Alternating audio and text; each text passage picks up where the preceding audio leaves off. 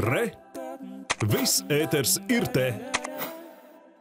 19. Starptautiskais garīgās mūzikas festivāls sāksies jau rīt. Aicinot klausītājus uz Veco Svētās Ģertrūdes baznīcu, kur izskanēs 4 mūsu komponistu Jāņa Šepkevica, Raimonda Tigula, Dacis Aperāns un Evijas Skuķes kora mūzikas pasaules pirmatskaņojumi. Kā skan jaundarbi? Kora Latvija mēģinājumu klausījās žurnāliste Ilze Strenga. Kad uz Kora Latviju mēģinājumu ierodas kuklētāja Laima Jansone un komponists Jānis Šepkevics, Laimai koris sūta aplausus. Viņa pirmo reizi muzicēs kopā ar prestižo kori. Laima piedalās Jāņa Šepkevica jaundarba Ubi Caritas pasaules pirmatskaņojumā. Komponists darbā izmantojas sakrālos tekstus. Akapella skaņdarbi, kas ir radīti šajā festivāla ietvaros, viņi ir daudz vieglāk pārnesami uz citu laiku, uz citām koncertvietām, uz citām valstīm, piemēram, arī. Ja? Tas dod daudz lielāku plašumu brīvību. Ja? Kora Latvija mākslinieckais vadītājs Māris Sirmais nu jau par 19. Starptautisko garīgās mūzikas festivālu piebilst. Tas dzīvojas līdz kora intensīvajai, radošajai dzīvei, un viens no mērķiem gadus ir pasūtīt jaundarbus. Šoreiz īpaši uzrunāti komponisti Jānis Šepkevics, Dacis Aperāne, Evija Skuķe un Raimonds Tiguls.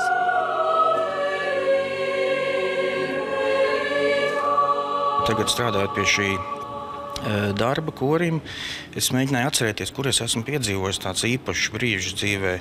Un tad es sapratu, ka tas bija tāds viens no īpašiem brīžiem, un tas dīvaini, ka tas bija mazā baznīciņā Islandē, pilnīgā tādā nekurienē, kur zvejnieki pirms došanās jūrā iet vienkārši lūgties. Raimonda Tigula kora mūzika Strautiņš ir stāsts par dzīvi. Iedvesmu viņš smēlēs islandiešu dzejnieku rindās.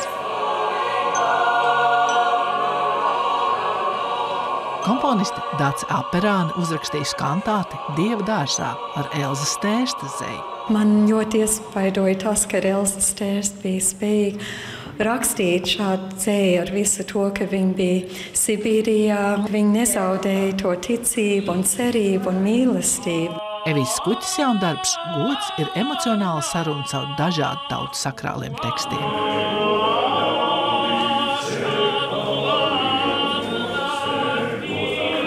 Man tur ir latviešu tautas dziesmas, man ir gregoriskie dziedājumi, man ir islāmistu aicinājums uz lūkšanu, bet tekstu, ja to visu iztulko vienā valodā, principā sanāk runāt gandrīz par vienu un to pašu, par to, ka ir Dievs, kurš sludina mīlestību un vajag darīt labu citiem.